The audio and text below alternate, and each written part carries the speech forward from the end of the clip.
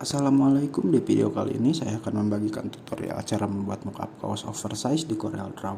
Dan tentu saja saya sertakan link untuk teman-teman yang ingin mockup gratis. Jadi tolong disimak videonya sampai habis karena akan ada password untuk mengekstrak file nanti. Dan siapa tahu dengan menyimak video ini menjadi ilmu yang bermanfaat untuk teman-teman semua. Harap ditonton sampai selesai.